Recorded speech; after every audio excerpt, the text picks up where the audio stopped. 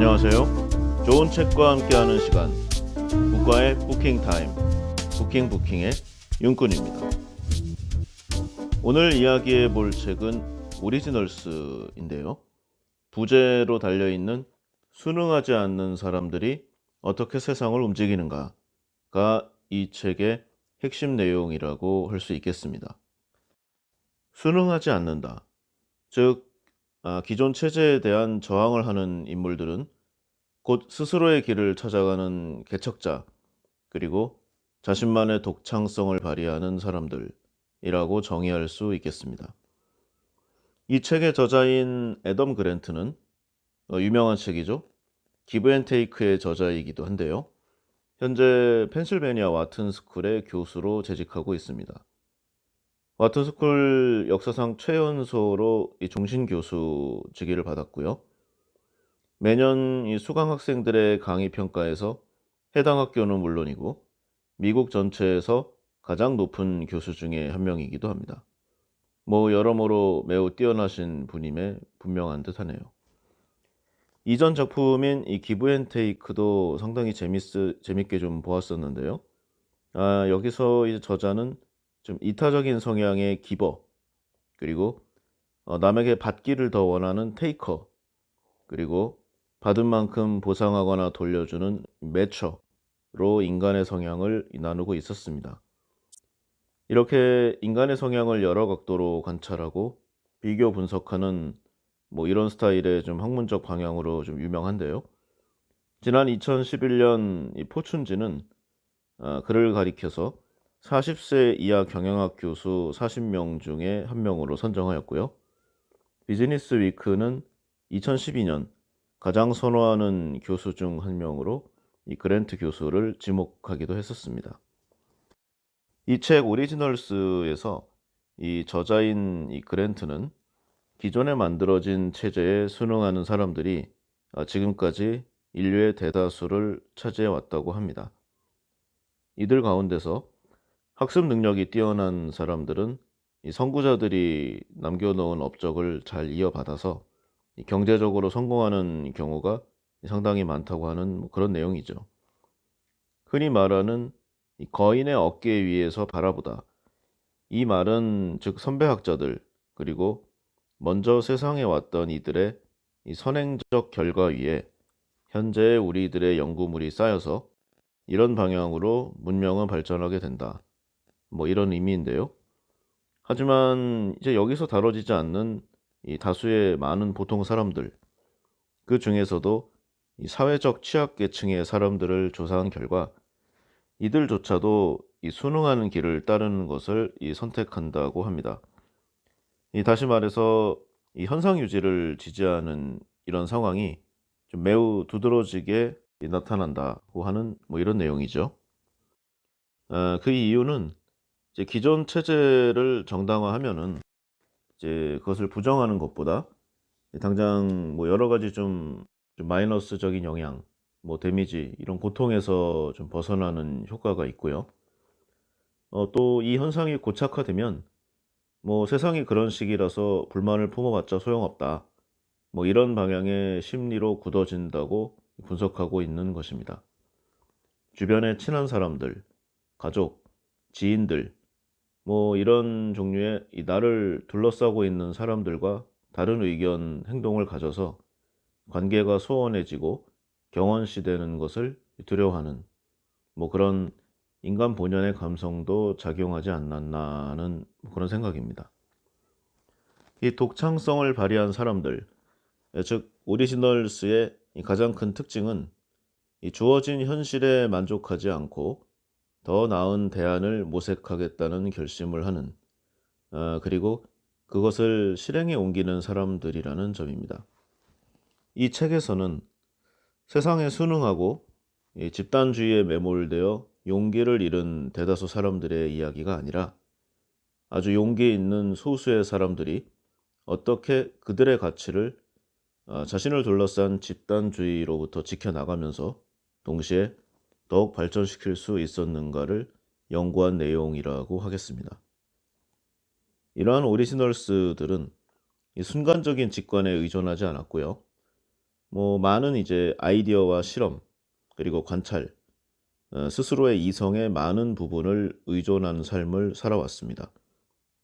구체적인 아이디어를 실행하기에 앞서서 이 자신의 머릿속으로 여러 차례 다양하게 시뮬레이션 해보고, 그 결과 이 속도가 당장은 늦어지더라도 그 과정에서 발생하는 시행착오를 고쳐나가는 이런 과정을 좀 순조롭게 해 나갔는데요. 그 중에서는 이제 좀 의도적으로 아이디어를 외부에 노출시켜서 이를 타인이 어떻게 받아들이는가, 그리고 그 반작용으로 나에게 제시되는 이 피드백 중에 참고할 부분은 없는가, 이렇게 좀 잘 살피고요. 이러한 과정을 이 해당 과정 내 모두에게 오픈하는 그런 과정을 거칩니다. 흔히 요즘에 좀 기업체에서 많이 사용하고 있는 오픈 이노베이션, 또 유사한 방식이라고 하겠죠. 그 결과 당신을 지켜보는 이런 사람들은 당신을 매우 균형 잡히고 아주 예리한 사람으로 인식하게 됩니다. 때로는 진심으로 문제점을 해결할 이 동료로 만드는 데 성공하기도 합니다. 어쨌든 결과물을 떠나서 이러한 생활 방식과 패턴은 가져서 손해 볼 건 없다고 할 수 있겠네요. 이들 성공한 오리지널들은 사실 혼자 이루어진 것이라기보다는 이 복합적인 환경의 결과물이기도 한데요. 그들은 어릴 때부터 그들에게 규칙을 부여하고 행동을 강제하기보다는 이제 어떤 과정에서 아주 충분하고 적합한 이 논의와 설명을 통해서 이 그들 스스로 잘못을 바로잡을 방법을 모색하는, 좀 스스로 유도하는 그런 훈육과 교육을 받는 그런 행운을 누리게 됩니다. 즉 부모님들이나 이 가정 환경이 매우 훌륭했다는 말이죠. 만약에 일반적이거나 환경이 좀 안 좋은 곳에서 자랐다면은 예를 들어 질문이 많다고 혼나거나 얘는 왜 이리 별난 아이냐, 이렇게 꾸지람을 들었을 가능성도 컸었을지도 모릅니다. 추가로 부모가 통제할 수 없는 일정 단계의 전문적인 수준에 다다르면 자녀가 선택할 수 있는 분야의 교사 또는 멘토를 소개해 주기도 하면서 이들은 선순환 과정을 밟아가게 되죠. 이러한 의미에서 이 오리지널스들에게는 이 집단주의, 전체주의, 이제 이런 개념은 약간 좀 적에 가까운 개념이라고도 할 수 있습니다. 사고의 획기적인 독창성과 이 다양성을 추구하는 이들에게 이 지배적인 이 기존의 사고방식을 따라라 하는 이런 압력을 많이 받게 되면 결국 창의력에 손상이 가게 되고요. 자유롭게 표출되는 다양성은 힘을 잃게 되겠죠. 혹은 다양한 소수의 의견이 틀릴 때라도 이것 자체가 다른 이들에게 자극이 되어서 더 나은 결정을 하게 되는데 기여하게 되는 것만은 분명한 사실이라고 할 수 있겠습니다. 이 삶을 살아가며 우리는 대부분 행복을 추구하면서 세상을 있는 그대로 즐기겠다 하는 선택을 하는 경우가 많습니다. 사실 새로운 무언가를 시도한다는 것 상당히 고통스럽고요. 성공의 확률이 매우 낮으면서 기존의 좀 체계와 질서에 도전하는 것이기 때문에 상당히 피곤한 선택이라고 할 수 있습니다. 이렇게 독창적인 사람들은 이 기존 사회의 시류를 거스르는 아주 힘겨운 투쟁을 감내하면서 세상을 더 나은 곳으로 만들기 위해 고군분투하는 그런 삶을 사는 경우가 대부분입니다. 그들은 생명과 자유를 존중하고 신장시키기 위해 이런 투쟁하는 과정에서 개인적인 쾌락을 충족시키는 일은 일시적으로 포기하고 자신의 행복을 추구하는 일도 좀 상당 부분 뒤로 제쳐두게 마련입니다. 돈이 되지 않는 일에 또는 의미가 없어 보이는 일에 매진하는 이런 그들을 세상은 미련하다고 탓하지만 멀리 보면은 그들은 보다 나은 세상을 만들 기회를 얻는 과정이라고 할 수 있을 것입니다. 또한 이런 창조적인 사람들이 이 특정 조직 사회에 오래 머무는 기간이 오히려 더 길 수도 있다. 뭐 이런 내용도 좀 있었는데요. 뭐 그 예로 이제 웹브라우저로 익스플로러 그리고 사파리 이제 이런 부분들이 좀 기본 장착돼 있죠. 우리나라는 주로 익스플로러지만 이제 서구권에서는 좀 다른 부분이 기본 탑재되어 있는 경우도 많습니다. 어 이제 거기서 좀 대비되는 이제 파이어폭스나 크롬을 사용한 구성원들의 케이스를 좀 이야기하고 있는데요. 뭐 브라우저 자체의 원인이 있는 것은 뭐 물론 아니겠죠. 하지만 이제 이를 선택하고 사용하게 된 과정 자체가 이들의 습성을 반영하기 때문일 것입니다. 파이어폭스나 이제 크롬 같은 경우에는 이제 기본 이제 장착되어 있는 깔려 있는 부분이 아니죠. 그래서 사용자가 따로 이제 수고로움을 들여서 설치해야 하는 프로그램입니다.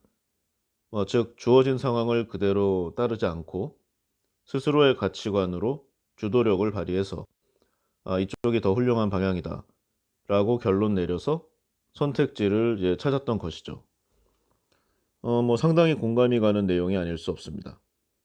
이런 유로 생각해 보면은 이제 좀 비슷한 다른 비교 대상군이 굉장히 많아짐을 좀 알 수 있죠.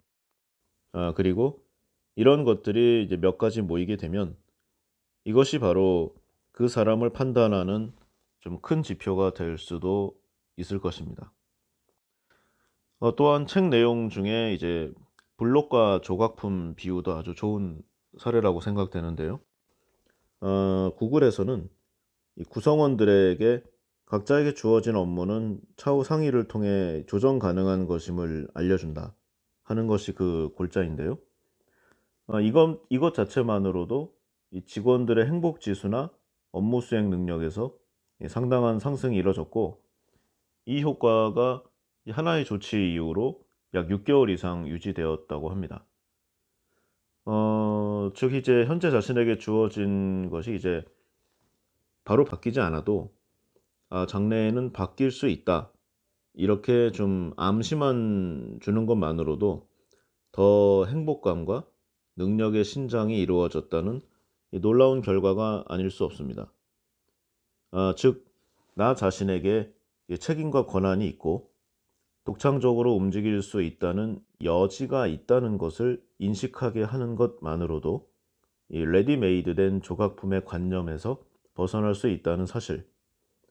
비단 사회생활뿐만 아니라 일상의 생활, 우리의 인생 가치관에도 적용할 수 있는 좋은 내용이자 사례가 아닌가 합니다.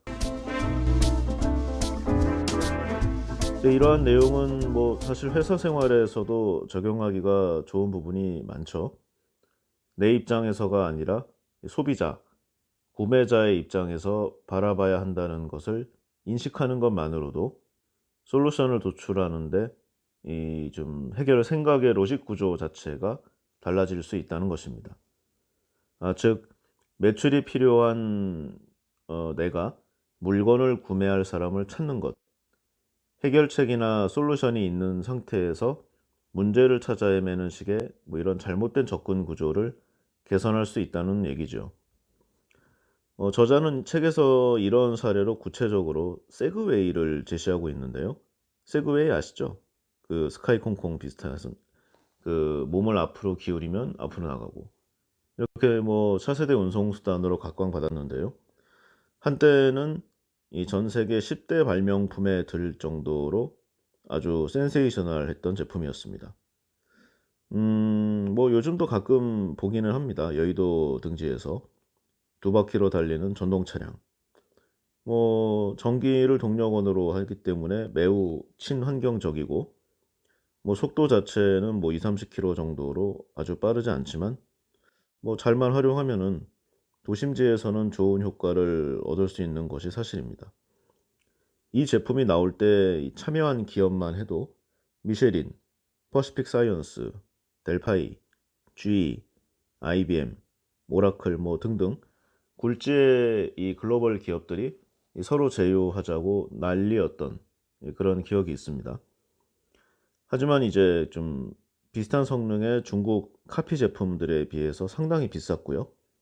뭐 각 나라별로 좀 다르기는 했지만 법의 규제도 상당히 많이 받았고 차도로도 인도로도 좀 이용하기가 애매했던 점, 뭐 이런 부분들이 좀 큰 단점으로 존재하고 있었습니다.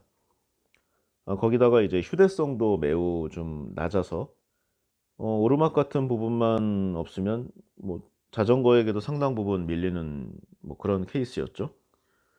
또한 보기에는 편해 보이지만 장시간 탈 경우에는 좀 예상보다 훨씬 좀 허리와 다리, 뭐 발바닥 등에 좀 고통이 크다는 뭐 그런 좀 통계 조사가 있었습니다. 또 몸의 중심을 좀 한쪽으로 쏠리게 해야 되죠. 이제 그런 움직임의 특성상 이제 의외로 전신에 좀 긴장이 되는 상황이 연속되고 발에 힘을 주어야 해서 좀 하체에 좀 데미지가 쌓이는 이런 큰 단점들이 계속 나타나게 됩니다.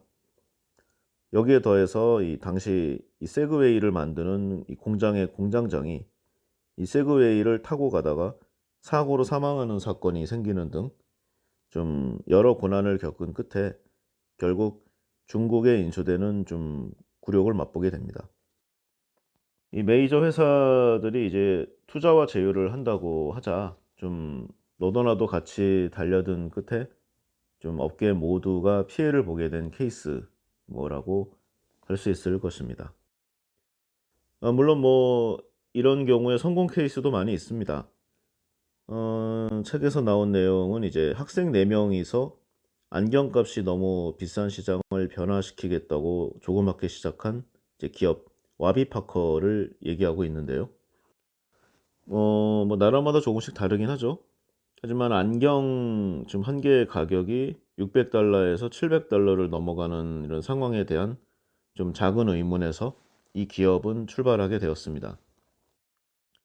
따지고 보면 안경은 좀 맨 처음 발명됐을 초기 모델부터 지금까지 거의 1000년 이상 좀 스타일이 거의 변하지 않았고요. 매우 많은 사람들이 쓰는 필수품인데도 불구하고 그러니까 좀 가격이 저렴한 게 당연한데 매우 비싼 고가 제품으로 인식이 됐고 시장에 자리 잡은 좀 상황이죠. 와비파커는 좀 온라인 직접 판매를 통해서 유통 단계를 획기적으로 줄였고요. 생산 공정의 아웃소싱으로 가격을 기존 가격의 5분의 1까지 줄이게 됩니다.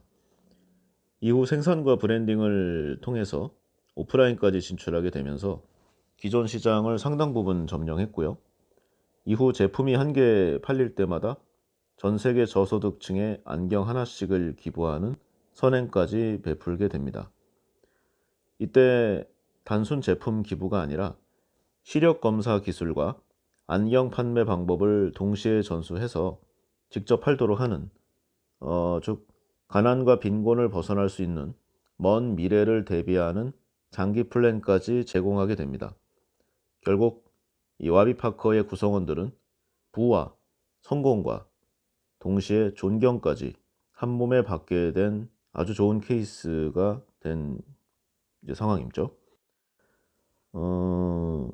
또 성공과 실패를 떠나서 좀 바라보는 시각 자체를 좀 변화시키는 것만으로 오리지널스의 효과를 얻을 수도 있습니다. 책에 있는 내용을 일부 발췌해 봤습니다. 거대 의약업계 머크의 CEO 케네스 프레이저는 경영진이 혁신과 변화를 주도하는데 좀 더 적극적인 역할을 하도록 동기를 부여해야겠다고 마음먹었다. 그는 경영자들에게 파격적인 일을 시켰는데 머크를 망하게 만들 만한 아이디어를 내라고 한 것이다. 2시간 동안 이 경영진은 여러 집단으로 나뉘어서 자신들이 머크의 경쟁 업체라고 가정하고 논의를 시작했다. 경영진은 자기가 몸담은 회사를 망하게 만들 약품에 대한 아이디어를 내고 그동안 머크가 놓쳤던 핵심적인 시장들을 공략할 아이디어를 내면서 열기가 달아올랐다.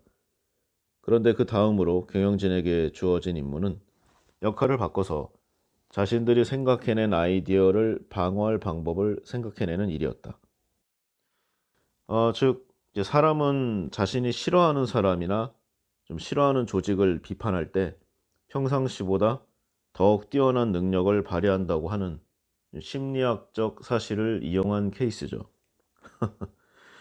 조금 전의 내용은 이제 바로 이러한 성향을 좀 기업 면에서 적극 활용한 케이스라고 할 수 있겠는데요.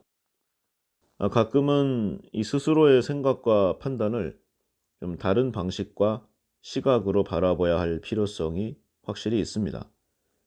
이 책 오리지널스에서는 사람은 이 자기가 생각해낸 아이디어에 깊게 파고들수록 다른 것들을 바라보기 힘들다고 표현하고 있습니다.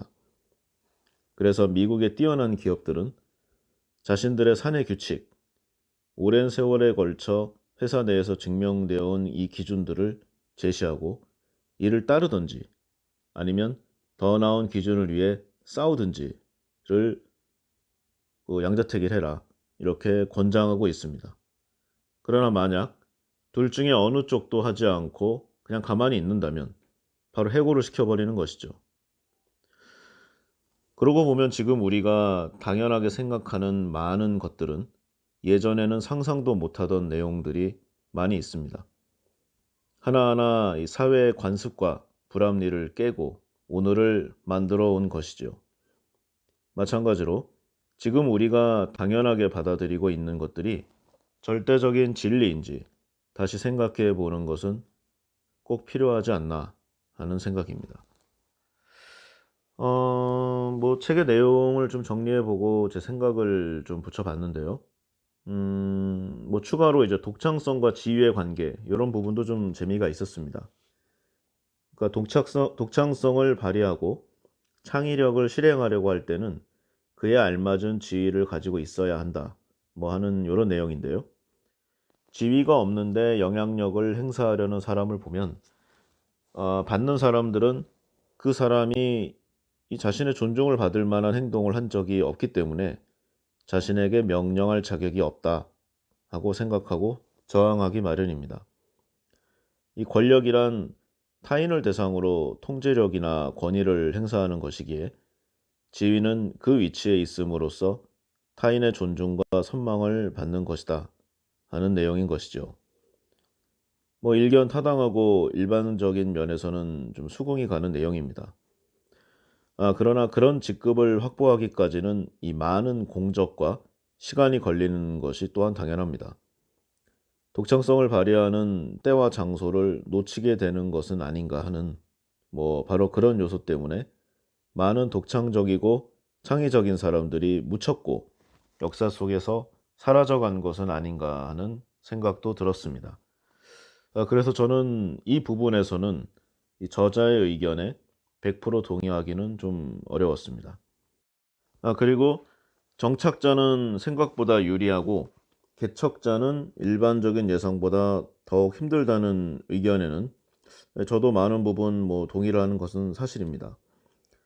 사실 이 개척자는 시장에 최초 진입하고 특정 상품을 처음으로 개발하고 판매한 회사이기에 아무래도 실패율이 높을 수밖에 없습니다.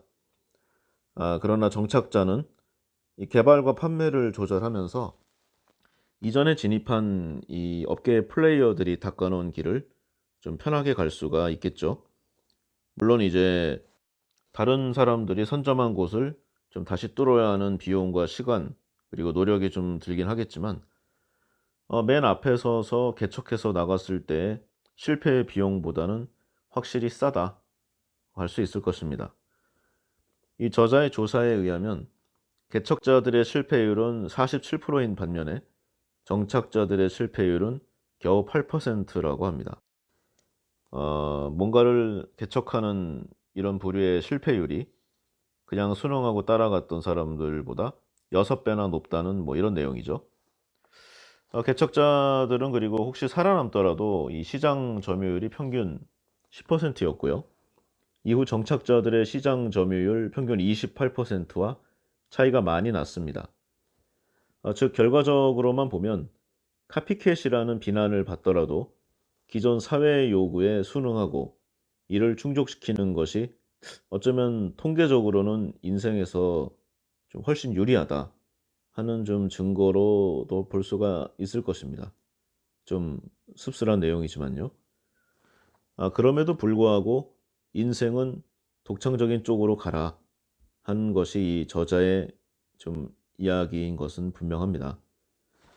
여러분은 어느 쪽을 선택하고 싶으신가요? 인생을 살아가는 관점을 살펴보는 중요한 질문이 아닐 수 없습니다. 네, 책은 전반적으로 우리가 알 만한 내용들, 그리고 예상할 수 있는 내용들로 좀 구성되어 있습니다. 뭐 그렇더라도 사례가 풍부하고 기본적으로 좀 재미가 좀 있었고요. 흥미로운 점도 많고 부분적인 면에서는 좀 학문적인 레벨의 영역으로 보는 것도 좀 가능할 정도입니다. 생각의 거리도 많이 제공하고 여러모로 수작이다. 뭐 이런 내용에 좀 뭐 확신이 있습니다. 예, 다만 이 책에 나오는 여러 가지 근거들 중에 이 실험 결과의 퍼센테이지 등은 이 과연 신빙성이 있는가 하는 좀 의문이 있는데요. 예를 들면 평균적으로 시작해서 익숙함을 더한 아이디어가 독창성을 훼손하지 않고도 14%더 실용적이라는 평가가 나왔다. 뭐 이런 표현 부분이 좀 많은데요. 이 내용뿐만이 아니라 이런 식의 좀 대비적인 퍼센테이지 표현이 많이 있었습니다. 근데 과연 이 연구 결과는 신빙성이 있는가? 신빙성이 있더라도 14%가 더 실용적이다라고 하는 것은 과연 어떤 측정 결과이고 신뢰할 수가 있는가 하는 이런 류의 좀 의문이 남아 있습니다. 뭐 하지만 전체적으로 말하고자 하는 요지를 파악하는 것이 더 중요한 것은 사실이기에 뭐 이런 부분들은 뭐 덮고 가도 큰 문제는 없다고도 할 수 있겠죠. 독창성은 천재들의 전유물이 아니고 창의력은 특정 분야에만 적용되는 것이 아니니 우리 모두 스스로의 길을 주도적으로 가자라고 하는 이 책의 주제. 아주 좋은 내용입니다. 다만 좀 너무 좋은 내용들만 들리니까 좀 왠지 모르게 조금 삐딱하고 싶은 이제 그런 좀 다른 생각이 드는 것도 좀 사실인데요. 어, 과연 독창성만이 꼭 좋은 것인가? 인생은 꼭 독창적이고 창의적으로만 살아야 하는가? 어쩌면 독창적인 인생관을 가져라는 말에 따르지 않는 것이 더 독창적인 것은 아닌가 하는 이런 생각도 한번 해봤습니다. 그래서 다른 이야기를 하나 해보려고 하는데요. 하늘 아래 새로운 것은 없다 라는 타이틀로 이야기해 보고자 하겠습니다. 이제 오늘날의 비즈니스를 말할 때 흔히 이제 퍼스트 무버와 패스트 팔로워 전략을 많이 얘기를 합니다. 그리고 이제 오리지널인 애플의 아이폰과 일종의 카피캣인 삼성의 갤럭시, 중국의 화웨이 등을 그 비교 대상으로 삼아 그 설전을 벌이기도 하죠. 이 관련해서 여러 이야기가 나오지만 뭐 대략적으로 아이폰의 창조성을 칭찬하고 안드로이드 진영의 모방을 조금 비난하는 뭐 그런 내용이 좀 대부분입니다. 물론 요즘에는 뭐 기술의 평준화 그리고 서로 좀 베끼고 훔치고 카피하고 벤치마킹하고 뭐 그래서 이런 내용이 많이 누그러진 것도 좀 사실이긴 하고요. 먼저 전제를 하면은 저는 애플과 안드로이드 진영 중에 어느 한쪽에 치우칠 생각이 없습니다. 뭐 솔직히 말해서요. 싸고 잘 만드는 회사가 내 편이고요. 다음 휴대폰을 교체할 때는 아마도 뭐 중국 회사 제품을 사용할 수도 있다고 생각합니다. 다만 비즈니스로서는 한번 살펴보고 연구해 볼 만한 가치가 있는 주제라고 생각하고 있습니다. 여기서 이제 질문이 있는데요. 창조만이 최선인가? 그럼 아이폰은 하나에서 열까지 전부 스티브 잡스가 창조한 것인가? 실상 아이폰 이전에도 이런 컨셉의 제품은 여러 회사에서 시제품으로 만들어졌고요. 아이폰 이전의 아이팟은 그 모티브 자체가 한국의 MP3 플레이어였습니다. 또한 스티브 잡스는 생전에 대단한 예술가는 모방을 하고 위대한 예술가는 훔친다 라고 하는 피카소의 말을 인용하면서 이 타사의 여러 아이디어를 차용한 본인의 행동을 정당화하기도 했었죠. 이 애플과 잡스를 옹호하는 사람들은 이 잡스가 그런 말을 한 것은 이 과학과 인문학, 예술과 기술 등 이 서로 다른 분야의 이질적인 요소를 융합하자는 의미이지 뭐 단순히 훔치고 모방하는 것을 말하는 것이 아니다. 이라고 변호하고 있습니다. 뭐 하지만 이것은 뭐 너무 그를 위해 주는 말이 아닌가 하는 좀 생각이 큰데요. 현재도 애플은 결과적으로 여러 회사들로부터 아주 다양하면서도 방대한 특허 소송을 당하고 있습니다. 뭐 이런 내용을 떠나서 저는 좀 개인적으로 스티브 잡스의 창조성과 혁신적인 마인드, 이 예측 불허의 돌발성, 뭐 이런 부분들을 좀 상당히 높게 평가하고 좋아하고 있습니다. 그리고 이제 제품 개발임에도 항상 인간이라는 화두를 최우선으로 두는 이 잡스와 애플의 철학에 깊은 감동을 뭐 느끼고까지는 좀 표현이 좀 그런가? 하여간 좀 매우 좋은 감정을 갖고 있죠. 지금도 애플의 광고를 보면은요. 뭐 다양한 인종과 국적, 연령대, 남녀가 모두 등장해서 아이폰을 통해 우리는 이러한 감동을 받고 즐거움을 누린다 하는 인간 중심의 철학이 계속 우리의 시선을 붙잡아 두고 있습니다. 뭐 다른 회사들의 광고처럼 이 제품은 카메라 화소가 몇이고 CPU는 어느 정도 수준이고 뭐 어떤 하드웨어 스펙을 갖췄는가 이런 부분들을 뭐 말하지 않습니다. 이런 거는 관심 있는 사람들은 찾아보기 마련이겠고요. 애플은 그야말로 이 자신들만의 철학이 있는 뭐 그런 내용이 세상에 혁신을 가져왔음이 분명하며 앞으로도 계속 이러한 즐거움을 줄 수 있기를 희망하고 있죠. 그러나 그들의 폐쇄적인 AS 정책과 지역, 국가를 차별하는 비즈니스 플랜, 그리고 오픈하지 않고 자신들만의 노선을 계속 걷는 스타일까지 좋아하지는 않습니다. 이 세상 모든 이치가 좀 그렇죠. 공개하고 같이 가면 살아남고 발전했고요. 혼자 끌어안고 있으면 소멸하거나 쇠퇴하는 것이 지금까지 인류의 역사였습니다. 그런 면에서 저는 이 안드로이드 진영이 잘한다고 하는 것이 아니라 그런 스타일도 존재해야 한다고 말하고 싶은 것입니다. 발명자가 있으면 그걸 업그레이드하는 사람도 있는 것이고요. 소재를 바꿔보는 사람도 그리고 다른 것과 합쳐보는 사람도 뭐 있어야 하지 않겠습니까? 이 모두가 똑같이 아이폰과 같은 제품만 만들려고 한다면 과연 그러한 것이 몇 개나 나오겠습니까? 비슷한 성향의 이 제품과 컨셉만 옳은 것이라고 한다면 세상은 아주 단조롭고 이 지루하게 될 것입니다.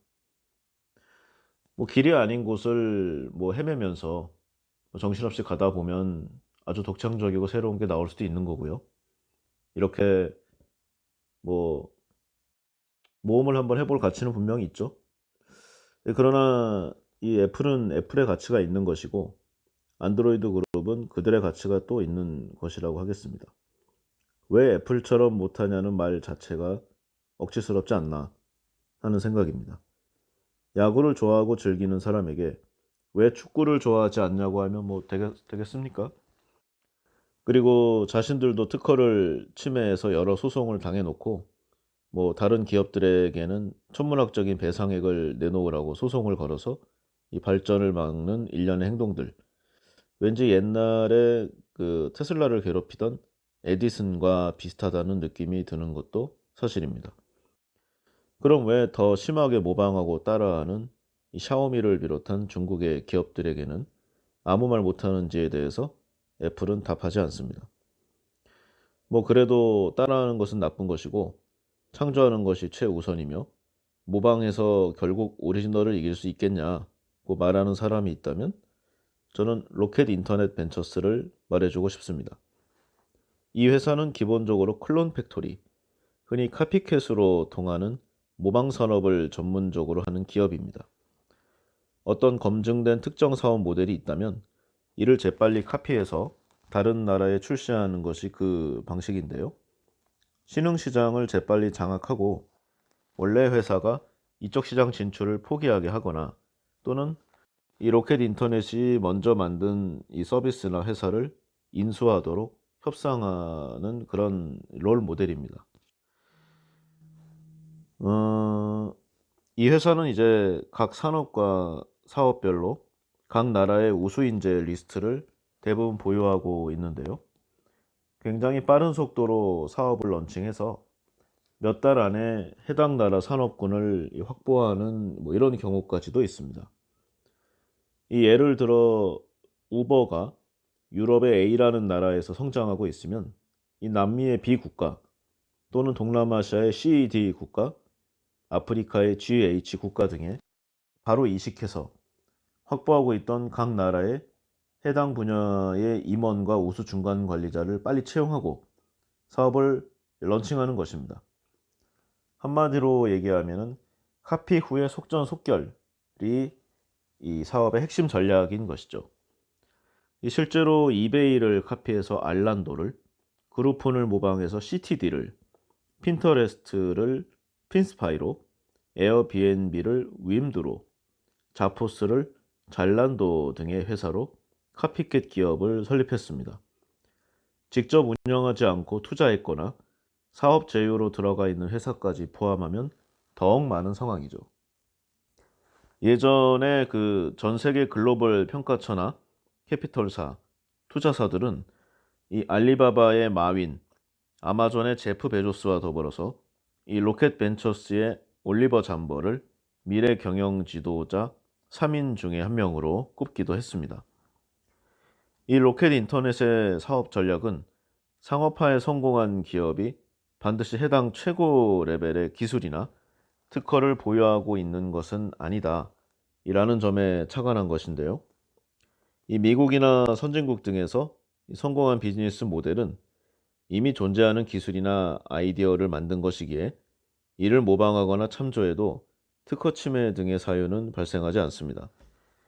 당연히 해당 이런 산업군에서 영역을 침범당한 이 기업들은 이 회사를 반대하고 불편해하는 것이 사실이죠. 하지만 로켓 인터넷은 이런 부분에 신경 쓰지 않고요. 중요한 것은 소비자의 효용 증대이지 특정 기업의 이익이 아니라고 외치고 있습니다.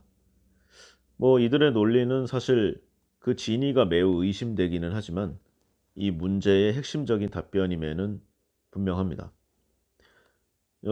확실히 말하고 싶은 것은 이 로켓 인터넷의 사업 모델이 좋다 나쁘다, 옳다 그르다가 아닙니다. 세상을 한쪽 방향으로만 바라보고 완고하게 생각하다가는 이 빠르게 변하는 흐름에 묻혀버린다. 이런 부분을 말하고 싶은 이런 것이죠. 우리가 평생 배우는 지식의 양이 이 디스크 한 장에 들어가는 수준이고 똑똑하다는 사람 수만 명의 기억력을 총동원해도 우리가 가지고 다니는 휴대폰 하나를 이길 수가 없는 것이 현실입니다. 이제 승부는 지식의 양이나 이전에 얼마만큼 했느냐가 아닙니다. 얼마나 잘 적용하고 융합하고 활용하느냐의 시대인 것이죠. 우리가 오리지널과 카피캣의 틀 안에 갇혀서 쓸모없는 말다툼을 벌이고 있을 때 글로벌 경쟁자들은 힘차게 달려가고 있는 것입니다. 오리지널, 창조가 필요할 때는 창조를, 모방이 필요할 때는 모방을 하는 융통성과 융합력이 절실한 때입니다. 에디슨이나 니콜라 테슬라와 같은 이런 창조의 발명가도 로켓 인터넷과 같은 모방의 달인들도 모두가 필요한 존재이며 그 스스로가 하기 나름일 뿐입니다. 이 등소평이 평생에 걸쳐 이야기한 흑묘백묘, 즉 검은 고양이든 흰 고양이든 쥐만 잘 잡으면 된다는 말은 중국에서만 통하는 내용이 아닌 것입니다. 그래도 의심이 든다면 제 방송 이전에 조금 전에 나왔었죠. 그 개척자와 이를 따라가는 정착자의 성공 퍼센테이지를 다시 한번 상기해 주시기를 바랍니다.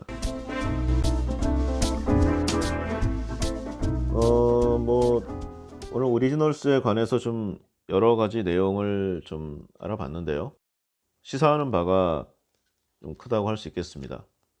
이 비단 뭐 사업이나 기업 경영에 해당되는 부분이 아니라 우리가 긴 인생을 살아가는데 어떤 관점으로 접근해야 하는가를 좀 도와주는, 다시금 생각하게 해주는 이제 그런 내용이기도 하다라는 생각입니다. 오늘 재미있으셨나요? 오늘 내용은 여기까지 하겠습니다. 좋아요와 구독 버튼 꼭 부탁드립니다.